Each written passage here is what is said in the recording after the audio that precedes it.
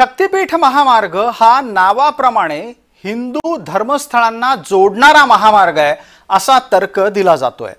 या निमित्तानं सत्तेत असणारे सत्तेत नसणारे ही बोलताय।